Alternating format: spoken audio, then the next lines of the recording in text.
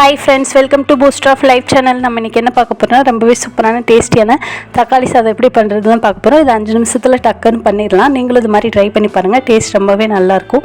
நான் நல்லா கடாய் காஞ்சப்புறம் எண்ணெய் ஊற்றிட்டு அது கூட ஒரு பிரியாணி இலை, 2 பட்டை, 3 கிராம்பு, அப்புறம் ஒரு அரை டீஸ்பூன் சோம்பு போட்டு அது நல்லா அப்புறம் வெங்காயம் போட்டு அது கூடவே ஒரு 2 பச்சை மிளகாய் கீரி போட்டிருக்கேன். நல்லா பொன்னிறமாக வர வரைக்கும் வெங்காயத்தை வதக்கிக்கோங்க.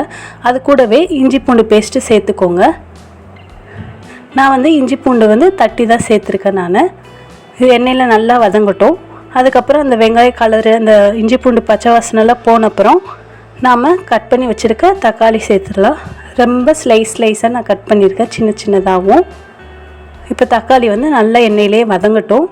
கொஞ்சமாக உப்பு சேர்த்துக்கோங்க. தக்காளி கொஞ்சம் சீக்கிரமாக வதங்கிடும்.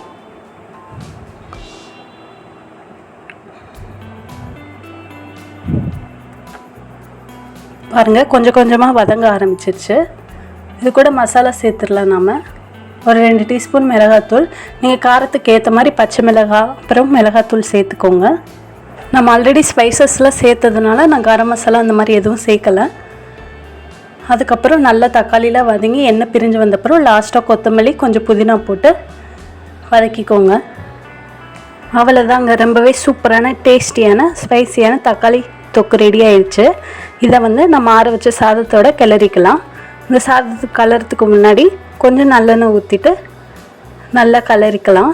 தேவையான அளவு சாதத்தை கொட்டி இது நம்ம லஞ்ச் பாக்ஸுக்கு அந்த மாதிரிலாம் கட்டி தரும்போது ரொம்பவே சூப்பராக இருக்கும்.